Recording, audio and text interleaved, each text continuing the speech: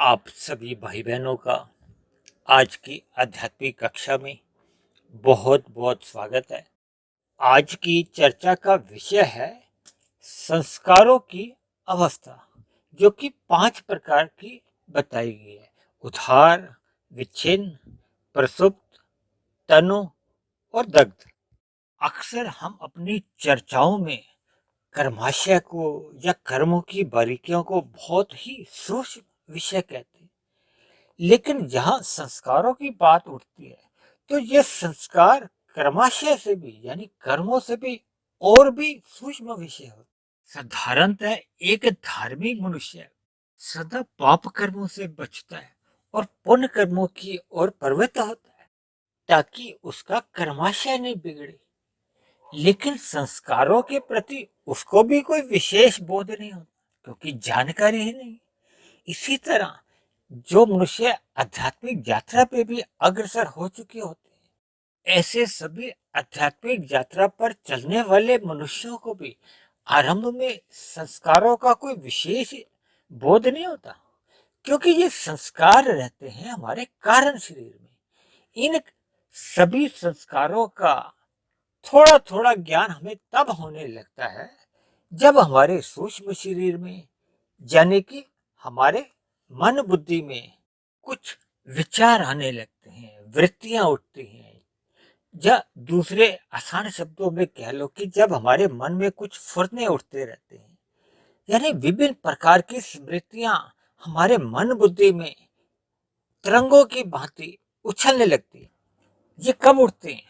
या तो हम एक शांत अवस्था में होते हैं, तब भी हमारे मन में विचार आते हैं, और कभी कभी जो हमारे स्थूल इंद्रियों के समक्ष जो परिस्थिति है, चाहे वो अनुकूल हो चाहे वो प्रतिकूल हो, जो भी स्थितियों का हम एक प्रत्यक्ष रूप से उनको देखते हैं, जब उनका हमें बोध होता है, जब वो हमारे प्रत्यक्ष रूप से सामने आ जाती है, तब हमारे मन में कई प्रकार की वृत्तियां उठती हैं, फुरने उठते हैं, जो कि हम कभी कभी सोच भी नहीं पाते कि ऐसे ऐसे विचार मेरे मन में आ जाते हैं। उसका विचारों के आने के पीछे का जो मूलभूत कारण है वो संस्कार होते हैं। देखिए, संस्कारों को शास्त्रों में बीज भी कहा जाता है। जब तक हमारे संस्कार अंदर रहते हैं, तब तक उनके फुरने कुछ ना कुछ उठते रहते हैं। इन संस्कारों पे चर्चा करने से पूर्व हम अपने स्थूल शरीर, सूक्ष्म शरीर और कारण शरीर की क्या क्या स्थितियां एक तत्व रूप से रहती हैं, उसको एक बार समझ लेते हैं। देखिए, आपके हमारे स्थूल शरीर पृथ्वी, जल, अग्नि, वायु, आकाश के बने हैं, और जो प्रत्यक्ष रूप से आपके हमारा जो व्यवहार चलता है वो इसी स्थूल शरीर के आधार पे ही चलता है। हम अपने माता पिता के साथ, पत्नी बच्चों के साथ, अपने मित्रों के साथ, रिश्तेदारों के साथ, पड़ोसियों के साथ, या अपनी दिनचर्या में, व्यवसाय में, या कहीं भी हमारा जो एक मूल रूप से जो व्यवहार चलता है वो स्थूल शरीर के आधार पर ही चलता है। और इस स्थूल शरीर के ऊपर ही परिवार में बने हुए कुछ नियम भी लागू होते हैं, समाज की कुछ मान्यताएं होती हैं, नियम होते हैं, वो भी इसी स्थूल शरीर पर ही लागू होती हैं। और यहाँ तक कि सरकार द्वारा जितने भी एक कानून बने होते हैं वो भी आपके हमारे स्थूल शरीर पर ही लागू होते हैं। उन कानूनों का, नियमों का सूक्ष्म शरीर और कारण शरीर से कोई लेना देना नहीं है। और जब जब स्थूल शरीर इन नियमों का या कानूनों का पालन नहीं करता, तो सजा भी इसी स्थूल शरीर को ही मिलती है। यानी जो हमारा सूक्ष्म शरीर और कारण शरीर का एक व्यवहार में कोई योगदान नहीं रहता।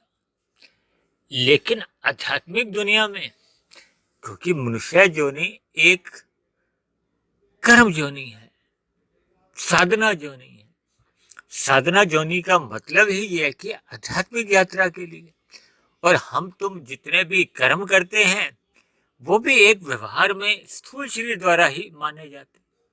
यानी कि यहाँ तक हमारा स्थूल शरीर का ही एक संसार हमारा चलता है। लेकिन परमात्मा के यहाँ जितने भी नियम हैं वो स्थूल शरीर के साथ साथ सूक्ष्म शरीर व कारण शरीर के आधार पर चलते हैं। देखिए, एक साधारण सी बात है, आप तर्क बुद्धि से सोचिए कि आपका हमारा स्थूल शरीर मरने के बाद तो यहीं रह जाता है, तो फिर जो हम अपने जीवन भर में जितने भी जो पाप पुण्य कर्म करते हैं या और भी जो हम साधना के स्तर पर चलते हैं, तो फिर हमारा जो हिसाब किताब है, लेखा जोखा है, वो कहाँ रहता है? इस पर भी तो आपको हमें चिंतन करना चाहिए ना। जैसा कि आप सभी भाई बहन इस बात से अच्छी तरह परिचित हैं कि मैंने अभी तक इस आध्यात्मिक ज्ञानात्मक चैनल पे 500 से ऊपर वीडियो जो बनाई हैं, उन सभी में ही स्थूल शरीर के साथ साथ सूक्ष्म शरीर और कारण शरीर का अक्सर ही जिक्र आता है। देखिए, स्थूल शरीर तो एक बाहर का एक आवरण है। हमारा आपका जो लेखा जोखा है, यह सब कुछ जैसे इस मोबाइल का जो एक सिम कार्ड है वो नजर नहीं आता, लेकिन सिम कार्ड का ही एक महत्वपूर्ण योगदान इस मोबाइल के ऊपर जितने भी प्रोग्राम डिस्प्ले पे आते हैं, जो हमारे स्क्रीन पे आते हैं, उस सिम कार्ड का ही रोल होता है। इसी तरह आपके हमारे जो सूक्ष्म शरीर है और कारण शरीर है, इन्हीं का ही हमारे स्थूल शरीर के ऊपर अधिक योगदान रहता है। जो हम जितने भी क्रियाएं करते हैं, कर्म करते हैं, या हमारा व्यवहार में जितना भी जो आप स्वभाव देखते हो, उसका मूलभूत कारण कारण शरीर ही होता है। देखिए, शास्त्रों में कहीं कहीं सूक्ष्म और कारण शरीर को सूक्ष्म शरीर भी कह दिया जाता है, लेकिन मैंने अपनी सभी चर्चाओं में सूक्ष्म शरीर और कारण शरीर को अलग अलग ही माना, क्योंकि परमात्मा के यहाँ तो स्थूल शरीर का एक महत्व ही नहीं है। वहां तो केवल सूक्ष्म और कारण शरीर का महत्व है, क्योंकि स्थूल शरीर मरने के बाद तो यही रह जाता है। जबकि संसार में लोग स्थूल शरीर की क्रियाएं देखते हैं। आप किसी समारोह में किसी के आगे अगर हाथ जोड़ते हो, तो आपके द्वारा जोड़े गए हाथ को ही सम्मान मान लिया जाता है। लेकिन यदि आप परमात्मा के यहाँ बेमन से हाथ जोड़ते हो, तो वहां आपका हाथ जोड़ना एक लिखा ही नहीं आता, क्योंकि मन में आपके श्रद्धा ही नहीं थी। ये जो आज हम संसार में, भारत में विशेष रूप से इतने सत्संग होते हुए दिखाई देते हैं, यानी हजारों लोग अलग अलग स्थानों पर सत्संग करते हैं, और लाखों लोग ऐसे सत्संग जो टीवी पे भी सीधे प्रसारण के रूप में चल रहे होते हैं, लाखों लोग वहां भी सुन रहे होते हैं। लेकिन व्यवहार में तो आपके हमारे जो देखने में आता है, तो लोगों के व्यवहार में तो रजोगुण या तमोगुण की ही प्रधानता होती है। ये सत्संग में जो सतोगुणी बातें होती हैं, वो व्यवहार में अक्सर हमें आपको नजर नहीं आती, क्योंकि अक्सर ये जितने भी सत्संग एक साधारण मनुष्य करता है, वो बेमन से करता है। उसमें मन उसका श्रद्धापूर्वक शामिल नहीं होता, इसलिए आपके हमारे व्यवहार का हिस्सा नहीं बन पाता। देखिए, मैंने बताया ना, परमात्मा के यहाँ आपका हमारा जो मन है, ये जितना जितना परमात्मा की बातों के अनुसार अपने जीवन को चलाता है, यानी कि मन परमात्मा के अनुसार चलता है या धार्मिक शास्त्रों के अनुसार अपना जीवन व्यतीत करता है, तो फिर ये उतने उतने अंश में परमात्मा के सम्मुख होने लगता है, उसकी आध्यात्मिक उन्नति होने लगती है। और जैसे जैसे ये शास्त्रों की बातों को या परमात्मा के निर्देशों को अनसुना करता जाता है, प्रकृति के भोगों में ही लिप्त रहता है, तो फिर ऐसे सभी मनुष्य सत्संग भी मन से करते हैं, क्योंकि सत्संग में उनकी बाहरी तल पे भले ही रुचि दिखती है, लेकिन मन के स्तर पर उनकी रुचि भोगों के प्रति ही बनी होती है। और जब भोगों के प्रति मनुष्य की रुचि बनी होती है, तो फिर ये सत्संग की बातें एक साधारण मनुष्य बेमन से ही सुनता है। और जब मनुष्य बेमन से इन बातों को सुनता है, यानी कि श्रद्धा उसकी 100% होती नहीं, तो फिर हमारे कारण शरीर में उनके छाप नहीं पड़ती, प्रभाव नहीं पड़ता। या कह लो हमारे संस्कार नहीं पड़ते। देखिए, हम कुसंग करते हैं या सत्संग करते हैं, दोनों ही स्थितियों में हमारे कारण शरीर के अंदर हमारे संस्कार बनते हैं। इन संस्कारों को बनने से कोई भी रोक नहीं सकता। आप पाप कर्म दिन में करते हो तो आपके संस्कार बनते हैं, पुण्य कर्म करते हो तो भी संस्कार बनते हैं। देखिए, जब जब हम काम भाव से पुण्य कर्म करते हैं या पाप कर्म करते हैं, उनके संस्कार तो बनते ही बनते हैं, उनका कर्माशय भी बनता है। लेकिन जब जब मनुष्य निष्काम भाव से कर्म करता है, तो ऐसे में उसका कर्माशय तो नहीं बनता, क्योंकि निष्काम भाव से कर्म कर रहा है, उसको फल की तो इच्छा है ही नहीं। लेकिन ऐसे में उसके शुभ संस्कार बनते हैं। यानी कि सकाम भाव से कर्म करो या निष्काम भाव से कर्म, दोनों ही स्थितियों में संस्कार तो बनते ही हैं। इसी तरह कभी कभी मनुष्य मानसिक चिंतन करता है, चाहे वो अच्छा चिंतन है चाहे वो बुरा चिंतन है, तो ऐसी स्थिति में भी कर्माशय तो नहीं बनता, लेकिन संस्कार चिंतन का भी बनता है। देखिए, जब जब हम अच्छा चिंतन करते हैं तो शुभ संस्कार बनते हैं, जब हम बुरा चिंतन करते हैं तो हमारे अंदर बुरे संस्कार बनते हैं। यानी कि संस्कारों की स्थिति बहुत ही सूक्ष्म कही गई है। इसीलिए हमें सदा ही सत्संग करते रहना चाहिए, ताकि हमारे कारण शरीर में शुभ संस्कार बने। क्योंकि अक्सर ऐसा देखा जाता है कि सत्संग की गैर मौजूदगी में अक्सर मनुष्य का कुसंग ही होता है। देखिए, प्रकाश के अभाव में क्या होता है, हम अच्छी तरह परिचित हैं, शाम को जैसे ही सूर्य ढलता है तो क्रमशः अंधकार होना शुरू हो जाता है। यानी कि प्रकाश के अभाव में या सूर्य के अभाव में अंधकार सहज ही आने लगता है। इन्हीं संस्कारों को ही स्वभाव भी कहा जाता है। और मैं तो अक्सर अपनी चर्चाओं में इस बात का जिक्र करता हूँ कि हमारा आपका जो भी स्वभाव बना होता है, हमारे जीवन के लगभग 90% कर्म, चाहे वो पाप कर्म है चाहे वो पुण्य कर्म है, वो बने हुए स्वभाव के कारण ही होते हैं। यदि हमारे कारण शरीर में शुभ संस्कार बने हुए हैं तो हमसे पुण्य कर्म होते हैं। यदि हमारे कारण शरीर में बुरे संस्कार अधिक बने हुए हैं तो हमसे अधिकतर फिर पाप कर्म होने लगते हैं। क्योंकि कारण शरीर से जैसे ही संस्कार से जो फुरने हमारे मन बुद्धि में उठते हैं, फिर मन बुद्धि के द्वारा ही ये स्थूल शरीर की कर्मेंद्रियां वैसे कर्म करने लगती है। ये देखिए, ये पूरा एक हमारा जो तंत्र है, ये इस हिसाब से ही कार्य करता है। जैसा कि आज की वीडियो के चित्र में ही हमने ये संस्कारों की एक अवस्थाएं बताई हैं। इसमें हमने प्रथम स्तर पर लिखा है उधार, दूसरे पे लिखा है विच्छिन्न, तीसरे में प्रसुप्त, चौथे में तनु, और पांचवें और अंतिम में दग्ध। इनका भी ये एक क्रम है।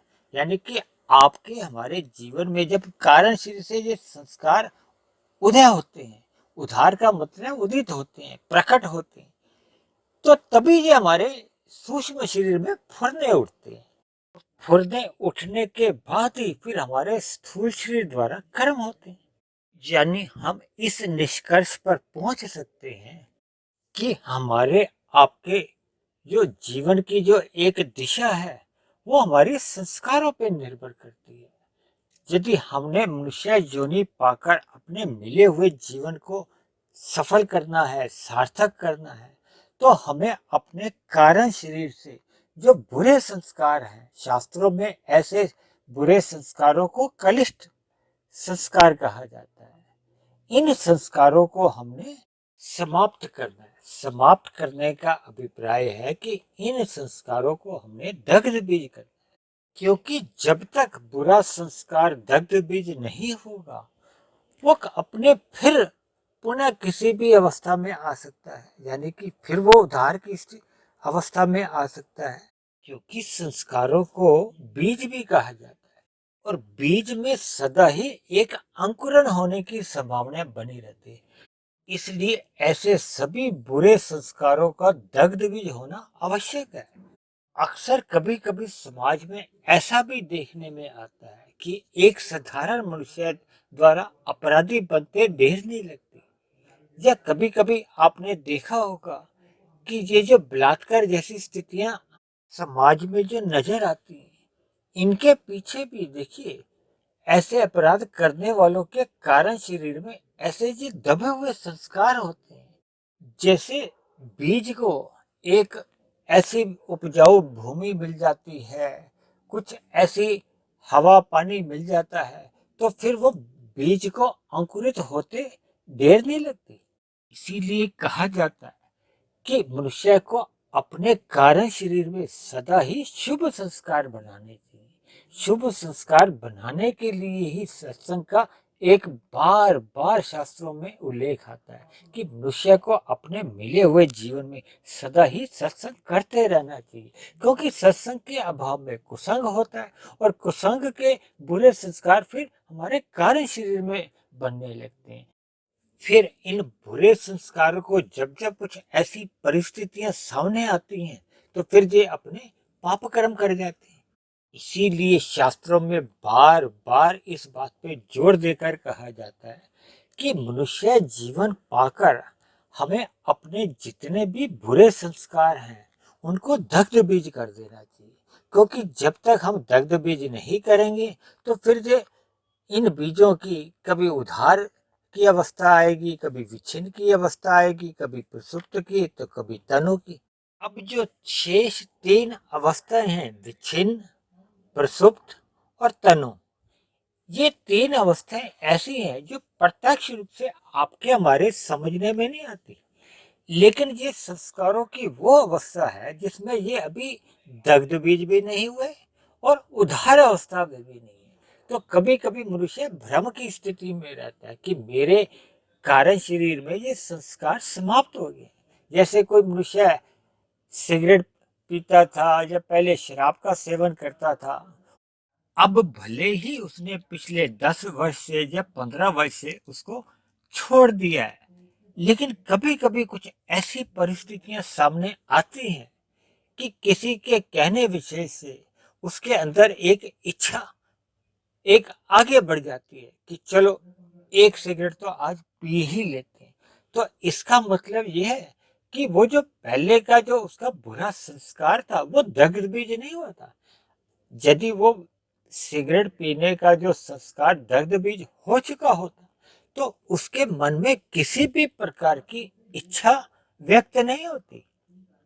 देखिए, एक साधारण मनुष्य जो सिगरेट पीता ही नहीं है, उसमें तो कभी ये इच्छा नहीं जन्म लेती, यानी उसके अंदर ये संस्कार नहीं होता।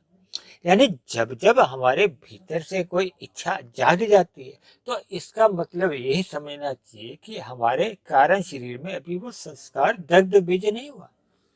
इसी तरह कभी कभी क्या है कि हमें किसी किसी बात पे कभी क्रोध आ जाता है, लेकिन कभी कभी वो क्रोध एकदम से समाप्त भी हो जाता है। कोई ऐसी परिस्थिति बनती है, हम बच्चे को किसी बात पे डांट रहे हैं, तो उतने में कोई मेहमान आ गया तो हमने एकदम उसको डांटना बंद कर दिया, या अपने क्रोध पे काबू ले आए। क्रोध हमारा समाप्त नहीं हुआ, क्रोध का संस्कार हमारे कारण शरीर में है। वो वर्तमान समय में मेहमान के आने की स्थिति उत्पन्न होने के कारण वो क्रोध का जो संस्कार है कुछ समय के लिए वो हट गया, जैसे बादल हट जाते हैं ना, तो इसको शास्त्रों में विच्छिन्न अवस्था कहेगी। यानी कि संस्कार अभी भी कारण शरीर में बना हुआ है। इसी तरह बहुत से संस्कार होते हैं, 10-10 साल, 15-15 साल, 20-20 साल तक वो सुप्त अवस्था में रहते हैं, यानी कि सोए रहते हैं। लेकिन कभी कभी कोई ऐसी परिस्थितियां आती हैं तो एकदम वो संस्कार जाग जाते हैं। जैसे कोई बहुत ही ईमानदार मनुष्य है, पिछले 30 वर्षों से आज तक कभी उसने कोई हेरा फेरी नहीं की, कोई चोरी नहीं की, लेकिन कोई ऐसी परिस्थिति उसके सामने आई कि उसको चोरी का एक अवसर मिला, जहां कोई भी ऐसी पकड़े जाने की उसकी परिस्थितियां नहीं थी। अगर वो उस समय विशेष में चोरी कर लेता है तो इसका मतलब यह कि उसके कारण शरीर में अभी वो पहले का कभी का चोरी का संस्कार था। यदि नहीं होता, ऐसे संस्कार को कहते हैं प्रसुप्त अवस्था का, यानी कि जो बुरा संस्कार सो रखा था, भले ही 30 वर्ष पहले का संस्कार था, अब वो जाग गया क्योंकि उसको कुछ ऐसी परिस्थितियां मिली। देखिए, ये छोटी छोटी बातें संस्कारों की ऐसे हमारे जीवन में कार्य करते हैं जिसको मनुष्य को पहले बोध ही नहीं होता। इसीलिए शास्त्रों में बार बार कहा गया कि मनुष्य जोनी पाकर हमें अपने कार्य शरीर में जितने भी बुरे संस्कार हैं जिनका हमें प्रत्यक्ष रूप से बोध भी नहीं रहता, इसलिए जैसे जैसे मनुष्य सत्संग करता रहता है तो इसके उसको दो लाभ होते हैं। एक तो नए शुभ संस्कार बनने शुरू हो जाते हैं, और पहले के जो शुभ संस्कार बने होते हैं उनको और अधिक मजबूती मिलती है, यानी कि शुभ संस्कार पहले से अधिक बलवान होते जाते हैं, शक्तिशाली होते जाते हैं, और पहले के जो बुरे संस्कार बने होते हैं वो कमजोर होने शुरू हो जाते हैं। देखिए, अभी हमने जो यहाँ लिखा है ना, उधार, विच्छिन्न, प्रसुप्त, तनु, तनु का मतलब कमजोर से ही लिया जाता है, और अंत में हमने लिखा हुआ है दग्ध बीज, यानी कि ये एक क्रम है। हमारे भीतर में जितने भी जो बुरे संस्कार जब जब वो प्रकट होते हैं, कभी भी मन में ऐसे बुरे संस्कार जब आते हैं तो सदा ही उन बुरे विचारों को या किसी भी प्रकार की जो एक फुरने जागते हैं उनको फौरन हटाना चाहिए। यानी कि अपने मन को सत्संग में जैसे जैसे लगाएंगे तो बुरे विचार आते रहते हैं, उनको हटाना होता है, विच्छिन्न करना होता है, बादल के समान। फिर जैसे जैसे कभी कभी कोई सोए हुए जो संस्कार हैं बुरे, वो कभी कभी जाग जाते हैं, तो ऐसे जागे हुए बुरे संस्कारों को भी हमें कमजोर करना होता है। ये कमजोर केवल और केवल सत्संग करते रहने से होता है। हम ज्ञान में स्थिति में रहते हैं तो फिर ये जितने भी बुरे संस्कार हैं ये अपने आप ही कमजोर होते होते ये दग्ध बीज की अवस्था में चले जाते हैं। हालांकि देखिए, शास्त्रों में तो ये सारी प्रक्रिया के ऊपर बहुत लंबी चर्चाएं आती हैं, लेकिन हमने तो देखिए वीडियो में एक छोटा सा इसका एक चित्रण किया है, ताकि आपके हमारे जीवन में ये जो बुरे संस्कार हैं जिनको एक साधारण मनुष्य कोई विशेष महत्व नहीं देता, क्योंकि उसको अपने कार्य शरीर का भी बोध नहीं होता। इसीलिए तो बार बार कहा जाता है कि मनुष्य को मिले हुए जीवन में सत्संग करते रहना चाहिए, सत्संग करते रहना चाहिए, क्योंकि सत्संग करते रहने से ही फिर हमें ज्ञान में बातें समझ में आने लगती हैं। परमात्मा के जितने भी ये जो गूढ़ रहस्य हैं आपके हमारे शरीर में, देखिए कितनी ही प्रक्रियाएं चलती रहती हैं जिसका एक साधारण मनुष्य को बोध ही नहीं होता। देखिए, आपका हमारा शरीर या ये प्रकृति का जो पूरा ज्ञान विज्ञान है ये बहुत ही एक क्रमबद्ध तरीके से चलता है। इन्हीं शब्दों के साथ अब आज की चर्चा को अब हम यहीं विश्राम देते हैं। आप किसी भाई बहन का कोई प्रश्न हो, कोई मेरी कही की बात आपको समझ में नहीं आई हो, या मेरी कही की बात पे आपको किसी प्रकार की कोई आपत्ति हो, तो आप नीचे दिए गए कमेंट्स बॉक्स पर जाकर आप अपने प्रश्न या आपका कोई सुझाव हो या आपकी कोई आपत्ति हो तो आप कमेंट्स बॉक्स पर जाकर लिख सकते हैं। और यदि मेरे बने हुए वीडियो आपके जीवन का मार्गदर्शन करने लगे हों, परमात्मा में आपकी प्रीति जग गई हो, आपके कर्मों में सुधार आने लगा हो, तो मेरी आप सभी भाई बहनों से विनती है कि आप मेरे इस आध्यात्मिक ज्ञानात्मक चैनल को स्वयं भी सब्सक्राइब करें व अन्य जिज्ञासु भाई बहनों को भी इस आध्यात्मिक ज्ञानात्मक चैनल से जोड़ने का प्रयास करें। तो चर्चा को यहीं समाप्त करते हैं। कल फिर मिलते हैं एक नए विषय को लेकर, एक नए संदेश के साथ। तब तक आप सभी भाई बहनों का बहुत बहुत धन्यवाद।